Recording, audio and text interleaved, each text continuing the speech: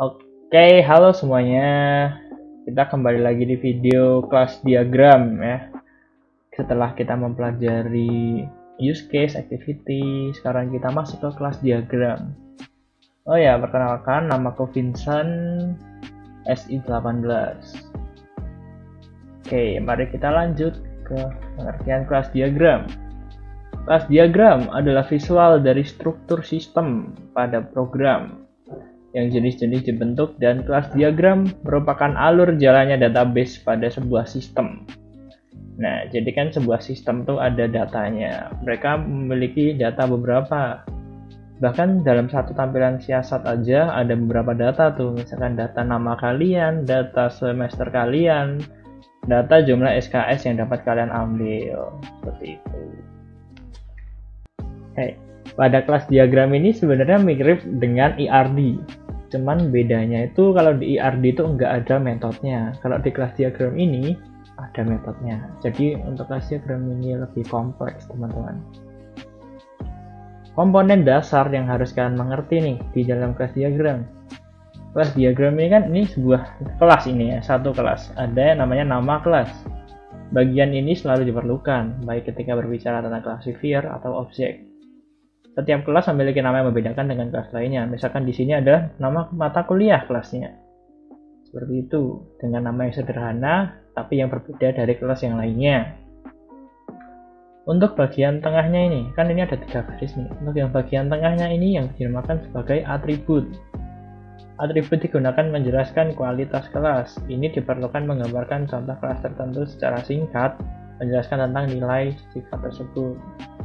Nah, kalau misalkan di sini contohnya seperti pohon memiliki tinggi, lebar, dan ketebalan, kalau di mata kuliah itu ada kode mata kuliahnya, nama mata kuliahnya, hari kuliahnya kapan, jam kuliahnya kapan. Oh ya, kenapa ini bukan tanggal ya? Karena di siasat atau di siasat waktu RMK itu nggak pakai tanggal, adanya hari. Misalkan kelas ini hari Jumat jam 5 sore, kan nggak ada tanggalnya kan, jadi pakainya hari dan jam saja. Ini namanya atribut, teman-teman. Nah, kalau yang bagian bawah, ya inilah yang membedakan IRD dengan kelas diagram. Kalau misalkan IRD itu cuma 1, 2 ini saja. Kalau kelas diagram itu 3, ada nama, atribut, dan operasi. Termasuk ditampilkan dalam format daftar. Setiap operasi mengambil jalurnya sendiri. Operasi menggambarkan bagaimana suatu kelas berinteraksi dengan data. Nih, objek dapat mewakili satu real nyata dominan dalam domain problem kita. Bagi contoh, seorang konsumen sebuah barang seperangkat komputer dapat juga berupa sebuah konsep seperti pengambilan buku, pembayaran, dan lain-lain sebagainya. Objek dari objek ini dapat kita abstraksikan ke kelas yang terlibat. Jadi, istilahnya, ini adalah operasi. Datanya ini ngapain sih? Kita ambil data atau kita nampilin data? Atau kita bisa ubah atau seperti apa? Nah, aksesibilitas dalam kelas diagram nih. Pada dasarnya, semua kelas memiliki tingkat atau level akses yang berbeda-beda. Hal ini umumnya tergantung pada pengembangan akses visibilitas. Berikut adalah daftar bla bla. Nah, sebenarnya sebelum kita mengisikan nama atau dan tipe datanya, itu ada yang diawali dengan tanda ini nih, salah satu dari mereka ini. Kalau yang plus itu ada data yang ada di dalam kelas tersebut bisa diakses dengan bebas oleh kelas yang lainnya. Kalau yang private, data hanya dapat diakses dari kelas tersebut. Yang protected nih, hanya dapat dipanggil dan digunakan oleh kelas yang bersangkutan serta turunannya dari kelas itu sendiri. Nah, untuk turunannya nanti kita bahas di belakang. Untuk package, hanya dapat dipanggil dan digunakan oleh instance sebuah kelas di paket yang sama. Package. Hubungan antar kelas nih, tidak jauh berbeda dengan di FD, data flow diagram yang menggambarkan hubungan antar tabel. Pada kelas diagram terdapat 4 buah hubungan. Asosiasi, sifatnya statis di antara kelas, biasanya memperlibatkan kelas yang mempunyai atribut lain. Bisa juga sebuah kelas yang harus mengetahui ekstensi kelas lain pada navigasi yang ada di penunjuk arah query. Nah, kalau asosiasi ini biasanya kelas diagram yang membutuhkan satu sama yang lain, relasinya itu seperti apa. Nah, kalau di asosiasi ini mereka benar-benar kayak berurutan. di sini ini gitu. Misalkan setelah kalian login, kalian otomatis kan kita mengambil data dari yang kalian inputkan. User input data, sistem mengambil data. Otomatis kan dari data login dulu. Setelah itu masuk ke data yang lain tuh. Pakai ke kelas mata kuliah misalkan. Setelah login keluarnya beranda siasat. Beranda siasat memiliki kelas sendiri. Itu. Agresi, suatu hubungan yang menyatakan bagian terdiri atas. Dan pewarisan nih, hubungan hierarki antara kelas yang dapat diturunkan dari kelas lain yang mewarisi semua atribut. Hal ini juga sebagai kelas child atau anak kelas. Nah, ini istilahnya misalkan ada kelas yang namanya kelas mata kuliah. Nah, mata kuliah ini bisa memiliki kelas lagi di bawahnya dengan nama mata kuliahnya. Misalkan nih, mata kuliah aksi, mata kuliah SE. Nah, itu otomatis kan ada satu kelas dengan dua kelas di bawahnya. Dua kelas ini adalah anak-anaknya. Itulah kenapa dinamakan warisan. Nah, seperti itu.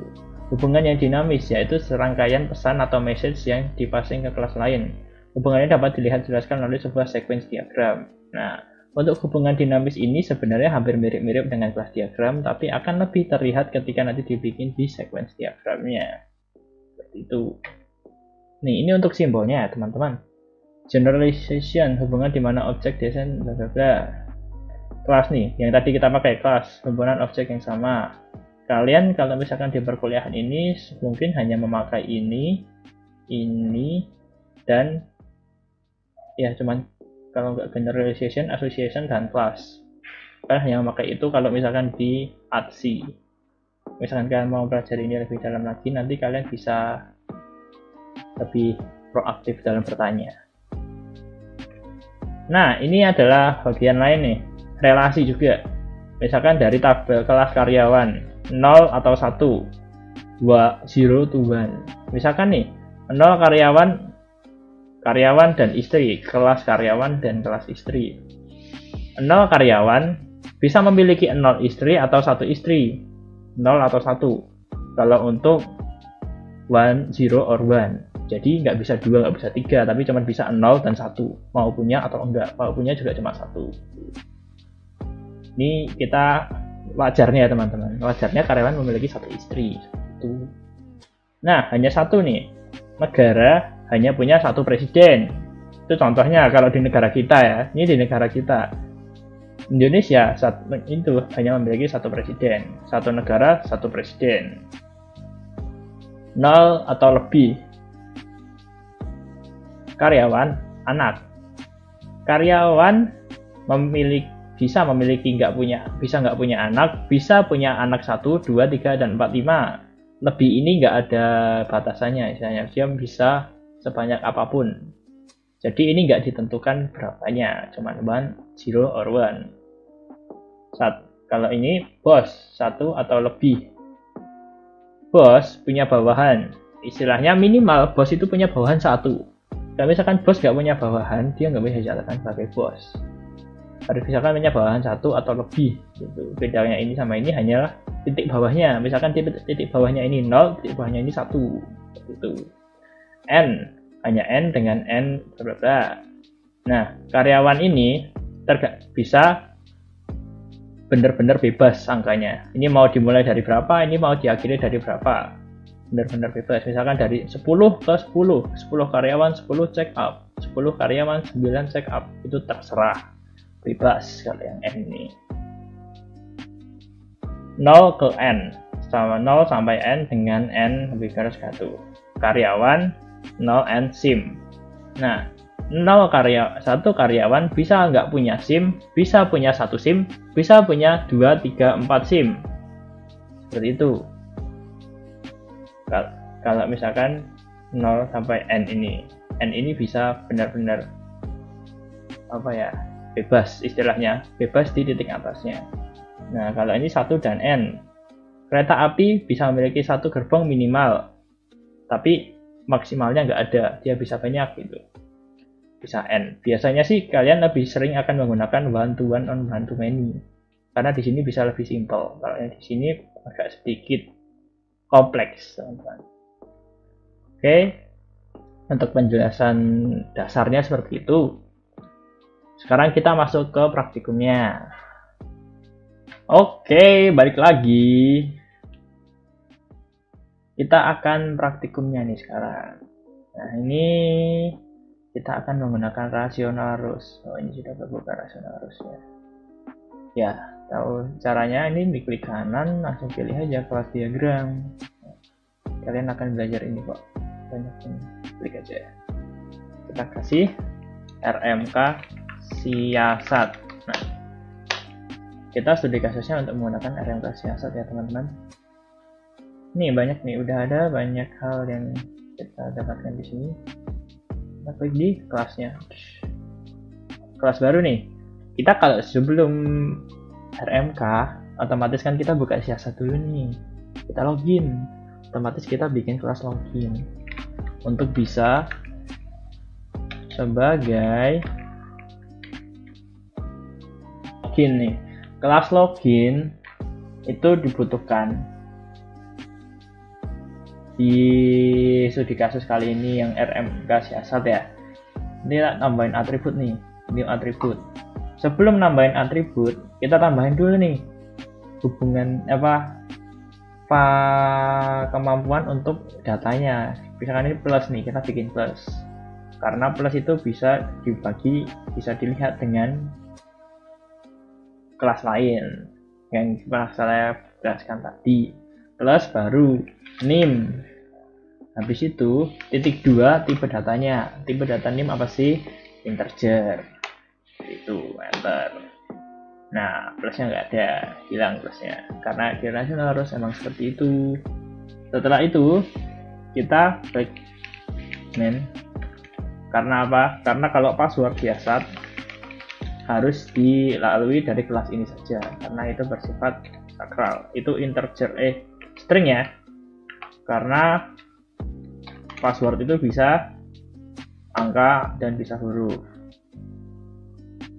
Oke, untuk login itu saya kira cuma 2 ini saja. Ini dihapus saja. Nah, nih delete. Nah, di dalam tip data di sini otomatis kan membutuhkan sebuah namanya primary key, yang data yang membedakan dari data yang lain, data yang tidak mungkin sama. Nah, dari 2 data ini mana yang nggak mungkin sama? Kemungkinan adalah nim. Nimnya beda-beda. Kita jadi primary key dengan klik di sini, dan ini ada kunci kuning, ini adalah primary key. Kita buka operationnya sekarang untuk mengisi baris ketiga. Otomatis kan sistem mengambil data dari UI, berarti get name. Seperti itu saja, kalian enter. Setelah itu get password, kalian lepas. Nah, untuk satu kelas ini sudah ada nih. Setelah kalian login siasat, otomatis kan kalian masuk ke registrasi mata kuliah. Registrasi mata kuliah itu otomatis kalian, oh iya, sebelum itu kalian kan mahasiswa nih. Di dalam halaman beranda siasat ini kan ada data diri kalian nih. Misalkan yang bikin tabel mahasiswa. Otomatis kita bikin atributnya apa? Nim kalian. Integer. Nah, ini di plus. Enter. Habis itu apalagi? Plus juga, karena ini nggak bersifat rahasia. Nama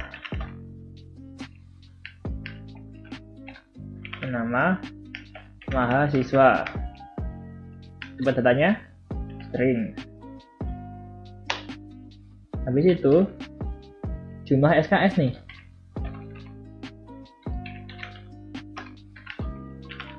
Jumlah SKS kalian kan dalam bentuk angka, integer, otomatis kan semester. Otomatis integer juga. Ini pas. Nah, ini saya kebiasaan. Oke, segini saja menurut saya sudah cukup. Primary key-nya otomatis di nim, karena nim yang tidak mungkin sama.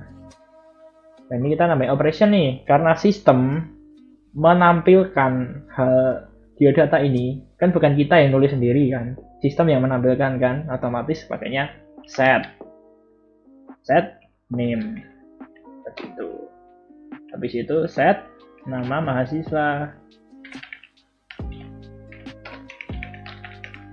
Setelah itu set jumlah SKS. Setelah itu set semester. Selesai untuk tabel 2 kelas yang kedua. Kita bikin semua kelasnya dulu, baru kita bikin relasinya ya teman-teman.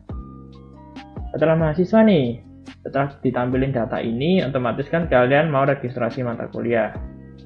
Kelas apa coba? Ya, kelas mata kuliah. Karena mata kuliah punya data sendiri-sendiri yang nggak kalah banyaknya. Seperti itu. Dengan atribut mata kuliah itu apa? Kode mata kuliah.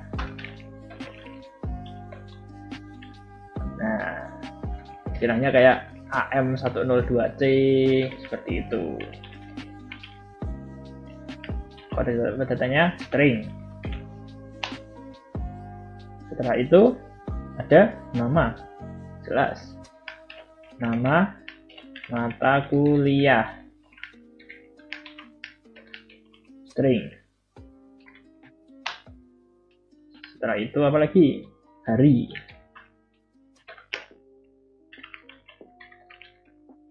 Harinya apa? Pakai date aja. Nanti kalian bisa add setting kok di date-nya itu. Setelah itu pakai jam. Bentar, jam kuliah. Pakainya apa? Time. Setelah itu ada ruangan. Kan kuliah di mana? Di ruangan apa? Oh, FTI 400. Pakainya apa? String, karena ada FTI-nya. Kalau nggak pakai FTI-nya, pakai integer nggak apa-apa.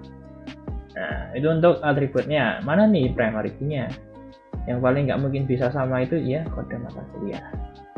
AM102ABC. New operation kan ini kita dari mahasiswa ya istilahnya. Kita kan nggak ngisi kode mata kuliah sendiri, nggak ngisi nama mata kuliah sendiri. Sistem yang sudah ada kan, otomatis seperti yang mahasiswa tadi kita set semuanya. Set kode mata kuliah. Deraja set nama mata kuliah. Set hari mata kuliah. Setelah itu set jam mata kuliah. Set ruangan. Oke, ini kelas keempat. Nah, setelah itu, setelah mata kuliah apa yang kurang? Ayo, dosen. Kan dosennya belum ada nih di mata kuliahnya. Dosennya kita bikinin kelas sendiri. Kan kelas dosen. Kita kasih nih datanya. Kode dosen. ID dosen istilahnya. Karena kita nggak tahu gimana ID-nya, kita bikin ID dosen aja. Tipe datanya otomatis string. Setelah itu ada nama dosen. Dengan tipe data string juga. Nah, kita habis itu ada NISN istilahnya. Nomor induk apa gitu, aku kurang tahu. NIDN deng, NIDN atau NISN ya istilahnya itulah. Tapi kita nggak usah karena aku nggak terlalu paham tentang itu, kita pakai 2 aja nggak apa-apa. Yang membedakan itu di ID-nya, ID dosen. Ini operation dosen otomatis kan nggak nginputin namanya sendiri juga, dia kan otomatis sudah terinputkan dari bara. Kita tinggal set aja, set. Oh, maksudnya bukan dosen yang input ya, kita mahasiswa kan nggak nginputin nama dosennya. Nah, berarti kan otomatis sistem yang sudah menyediakan namanya. ID dosen. set nama dosen seperti itu. Oke, keempat ini sudah ada. Login nih. Sekarang kita bikin relasinya. Association, unreductional association. Kita pakai yang ini saja. Otomatis dari login kita langsung ke mahasiswa karena emang urutannya seperti itu. Login dulu. Login ini satu atau banyak. Satu mahasiswa bisa satu login, atau mahasiswa bisa banyak login, atau satu login bisa banyak mahasiswa. Nah, pastinya login ini otomatis satu. Kita klik kanan aja, multiplicity di sini. Nah, kan ada nih 0 login, 1 mahasiswa, kan nggak mungkin. Otomatis ini adalah 1. 1 to 1. Karena apa? 1 mahasiswa cuma bisa punya 1 kali login. 1 kali login cuma bisa mewakili 1 mahasiswa. Seperti itu, teman-teman. Nah, sekarang untuk ke mahasiswa dan ke mata kuliah. Nah, sekarang ini mahasiswa yang mendatangi mata kuliah atau mata kuliah yang mendatangi mahasiswa? Ayo, mahasiswa yang mendatangi mata kuliah. Karena apa? Kalian kan siasat mengambil mata kuliah, bukan mata kuliah yang mengambil Anda. Seperti itu. Ini, kalau ini gimana? 1, 0 or more, 1 or more, 0 or more. Ini dari sisi mahasiswanya. Otomatis kan 0 mahasiswa nggak bisa ngambil 1 mata kuliah. Seperti itu. Otomatis kan mahasiswanya harus 1 nih. Karena di sini kan cuma bisa login 1. 1 mahasiswa bisa mengambil 1 mata kuliah atau banyak. Seperti itu. Jadi otomatis multiplicity-nya 1 or more. Seperti itu. Buat apa kalian siasat kalau kalian nggak ngambil mata kuliah, teman-teman? Kalau misalkan di 0 ya, sebenarnya 0 pun bisa. Tapi buat apa juga gitu loh. Itu kalian melakukan sesuatu yang tidak berguna. 1 or more. Tadi 1 to 1 or more. 1 mahasiswa bisa mengambil banyak mata kuliah. Tapi 1, minimal 1. Kalau enggak, kalian lalai registrasi. Kan nggak siasat. Gitu. Bisa ambil 2 mata kuliah, 3 mata kuliah, asalkan SKS kalian cukup. Nah, sekarang nih, mata kuliah yang nyamperin dosen atau dosen yang dapat mata kuliah. Nah, otomatis kan dosen yang nyamperin mata kuliahnya nih.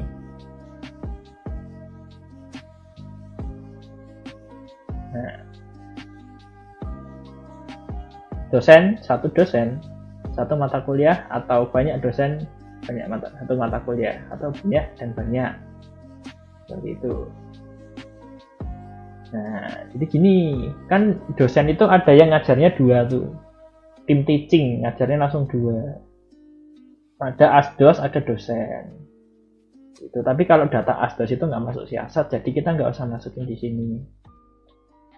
Nah, otomatis kan dosennya ini ada 1 or more. Karena nggak mungkin kan dosennya 0.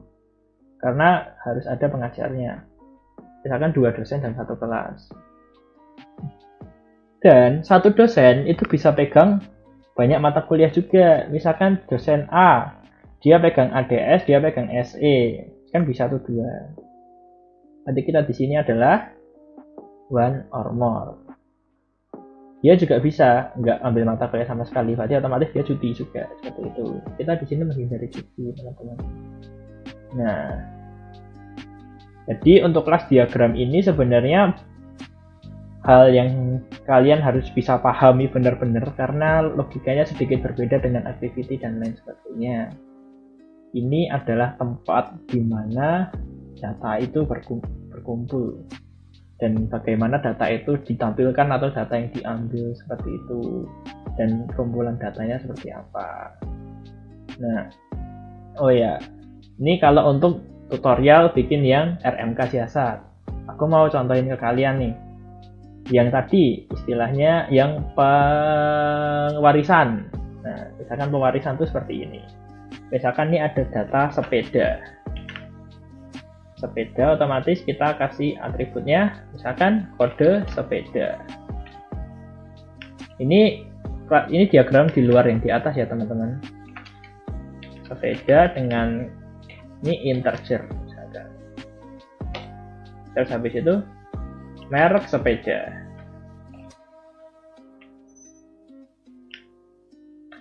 Jenis sepeda aja, jenis sepeda.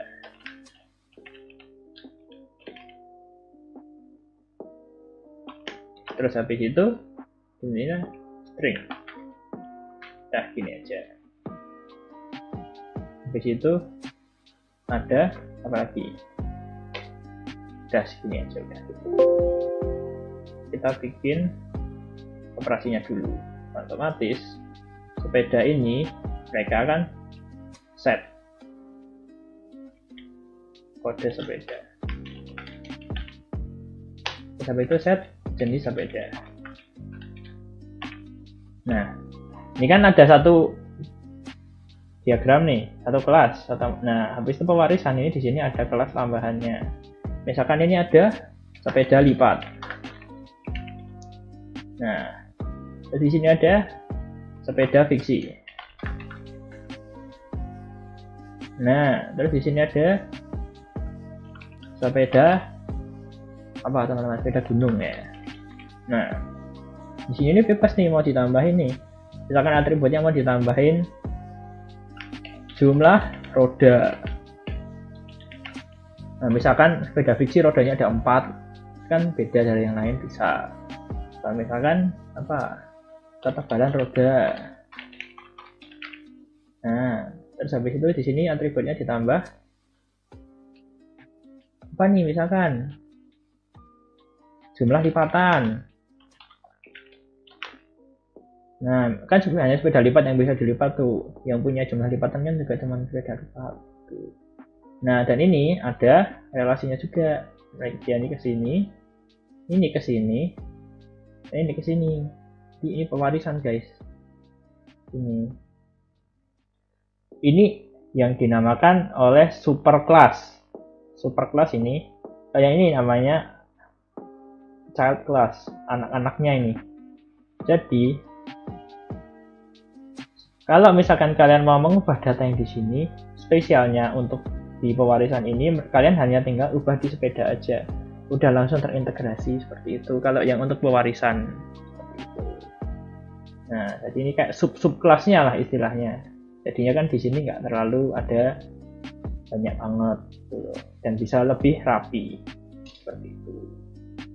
Oke, untuk kelas diagram sekian penjelasan dari saya. Selamat mengerjakan tugas dan selamat mencicil TR. Terima kasih for watching dan sampai jumpa semuanya.